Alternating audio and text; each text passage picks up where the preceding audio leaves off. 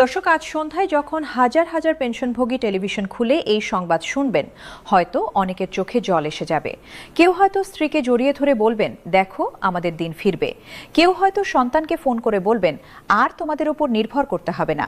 কেউ হয়তো নীরবে বসে থাকবেন, শুধু মনে মনে ভাববেন, অবশেষে রাষ্ট্র আমাদের কথা ভাবল।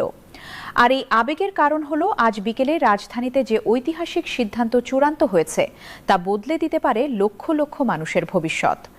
নবম জাতীয় বেতন কমিশনের চূড়ান্ত সুপারিশমালা আজ অনুমোদিত হয়েছে এবং এই সুপারিশে পেনশনভোগীদের জন্য যে ব্যবস্থা রাখা হয়েছে তা প্রশাসনিক ইতিহাসে নজিরবিহীন।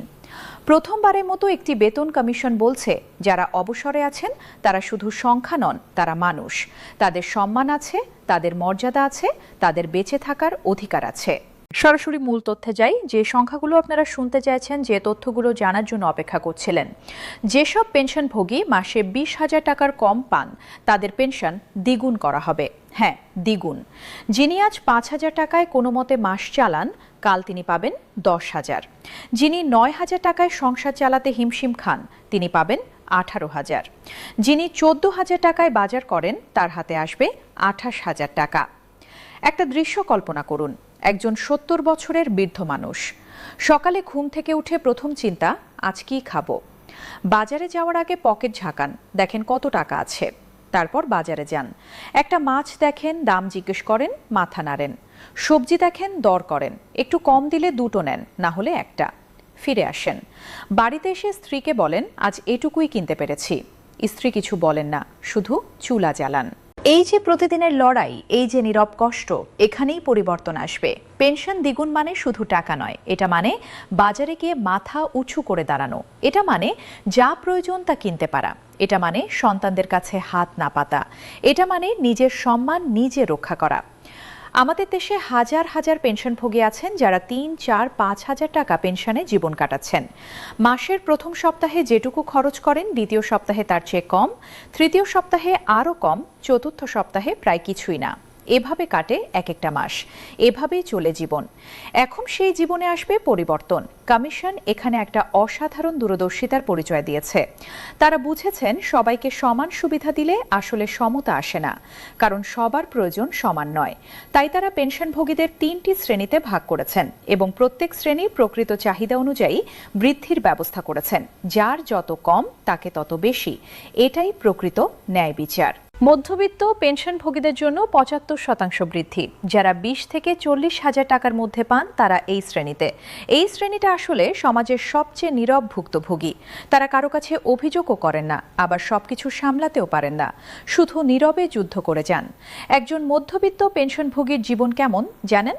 25,000 টাকা পেনশন পান, বাড়ি ভাড়া 10,000, বিদ্যুৎ পানি 3,000, নিজের ও স্ত্রীর ওষুধ 5,000, খাবার 8,000, বাকি থাকে মাত্র 4,000। এর মধ্যে নাতির স্কুলে কিছু দিতে হয়, ছেলের চাকরি না হওয়া পর্যন্ত তাকে সাহায্য করতে হয়, কখনো কখনো জরুরি খরচ আসে, শেষে কিছুই থাকে না। এই 75% বৃদ্ধি তাদের জন্য প্রকৃত স্বস্তি আনবে। 25,000 থেকে হবে প্রায় 43,800 টাকা, প্রায় 18,000 টাকা বেশি। এই অতিরিক্ত টাকায় হয়তো একটু ভালো খাবার কিনতে পারবেন, হয়তো নাতিকে একটু বেশি দিতে পারবেন, হয়তো কিছু জমাতে পারবেন ভবিষ্যতের জন্য। উচ্চ আয়ের পেনশনভোগীদের জন্য 55% বৃদ্ধি, যারা 40,000 টাকার বেশি পান। এটা তুলনামূলক কম, কিন্তু সঠিক, কারণ তাদের আর্থিক চাপ কম। তবে টাকার অঙ্কে এটাও ভালো। 50,000 থেকে 77,500, 70,000 থেকে 1,08,500 টাকা। এভাবে সবার জন্য কিছু না কিছু ব্যবস্থা। দর্শক, এবার আসি যেটা হয়তো সবচেয়ে মর্মস্পর্শী, চিকিৎসা ভাতা। এই একটা সিদ্ধান্তই বলে দেয় কমিশন কতটা মানবিক। আমার মনে আছে, কয়েক মাস আগে এক পেনশনভোগীর সাথে কথা হয়েছিল। তিনি বলেছিলেন, অসুখ হলে আমি সবচেয়ে বেশি ভয় পাই, টাকার ভয়। ডাক্তার দেখাতে যাব নাকি সহ্য করব, এই দ্বন্দ্বে থাকি। ওষুধ কিনবো নাকি খাবার কিনবো, এই চিন্তায় ঘুম আসে না। কখনো কখনো মনে হয়, মরে গেলে হয়তো পরিবারের ওপর বোঝা কমতো। এই যে বেদনা, এই যে অসহায়ত্ব, এখানেই পরিবর্তন আসবে।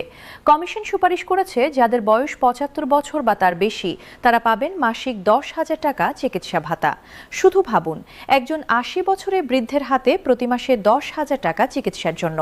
মানে তিনি নিজের ওষুধ নিজে কিনতে পারবেন, ডাক্তার দেখাতে পারবেন, পরীক্ষা করাতে পারবেন, কারো মুখ চাওয়া লাগবে না। এটা শুধু টাকা নয়, এটা মর্যাদা। এটা একজন বৃদ্ধ মানুষের আত্মসম্মান রক্ষা করা। এটা তাকে বলা, আপনি আপনি নিজেই যথেষ্ট, আপনার নিজের যত্ন নিতে পারেন। এর চেয়ে বড় উপহার আর কি হতে পারে? আর যাদের বয়স কম, 55 বছরের নিচে, তাদের জন্য 5,000 টাকা, এটাও যথেষ্ট তাদের মৌলিক চিকিৎসা খরচের জন্য।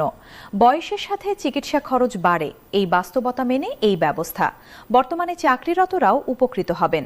একজন নতুন চতুর্থ শ্রেণীর কর্মচারীর মূল বেতন 20,250 টাকা। প্রথম দিন থেকেই সম্মানজনক বেতন, এর সাথে ভাতা মিলিয়ে ভালো প্যাকেজ। এতে মেধাবীরা আকৃষ্ট হবেন সরকারি চাকরিতে। দেশ এগিয়ে যাবে। দর্শক, স্বাধীনতার পর 8টি বেতন স্কেল হয়েছে, কিন্তু কোনোটাতেই পেনশনভোগীরা এভাবে গুরুত্ব পাননি। তারা ছিলেন উপেক্ষিত, ভুলে যাওয়া। কিন্তু নবম বেতন স্কেল বলছে আর নয়, এবার পেনশনভোগীরা সামনে। তাদের কষ্ট আমরা দেখি, তাদের মর্যাদা আমরা রক্ষা করব। এই মুহূর্তে কমিশনের সদস্যরা যমুনা অতিথি ভবনে যাচ্ছেন। প্রধান উপদেষ্টার কাছে সুপারিশমালা হস্তান্তর করবেন। তারপর শুরু হবে বাস্তবায়নের পথ।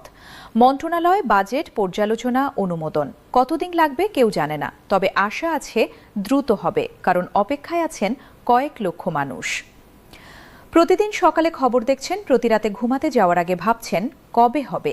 প্রতি মাসে যখন পেনশন আসে তখন মনে আশা জাগে, হয়তো এবার নতুন হারে এলো, কিন্তু এখনও পুরনো অঙ্ক দেখে মন খারাপ হয়ে যায়। এই মানুষগুলো কারা জানেন? এরা আমাদের পরিবারের মানুষ, যিনি আপনাকে পড়িয়েছেন, যিনি আপনার চিকিৎসা করেছেন, যিনি আপনার জন্ম নিবন্ধন করে দিয়েছেন, যিনি আপনার এলাকার রাস্তা সারিয়েছেন। তারা সবাই একদিন সরকারি চাকরিতে ছিলেন। তাদের শ্রমে দেশ এগিয়েছে। এখন তারা বৃদ্ধ, দুর্বল, অসুস্থ। এখন তাদের সাহায্যের দরকার।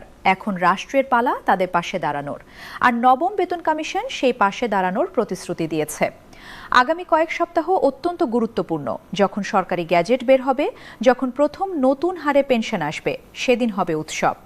কয়েক লক্ষ ঘরে সেদিন আনন্দের ঢেউ বইবে। কেউ হয়তো খুশিতে কাঁদবেন, কেউ হয়তো নামাজে সেজদায় পড়বেন, কেউ হয়তো পরিবারকে নিয়ে মিষ্টি কিনবেন। আজকের এই সংবাদ শুধু তথ্য নয়, এটা আশা, এটা বিশ্বাস, এটা প্রমাণ যে রাষ্ট্র চাইলে মানুষের জীবন বদলাতে পারে। নবম জাতীয় বেতন কমিশন সেই পথ দেখালো, এবং এই পথ ইতিহাসে থেকে যাবে। কারণ এটা শুধু সংখ্যার গল্প নয়, এটা মানুষের গল্প। এটা শুধু টাকার হিসাব নয়, এটা মর্যাদার হিসাব। এটা শুধু বর্তমান নয়, এটা ভবিষ্যতের প্রতিশ্রুতি। আর সেই প্রতিশ্রুতি শুরু হলো আজ, এই বিকেলে, এই ঐতিহাসিক সিদ্ধান্তের মাধ্যমে।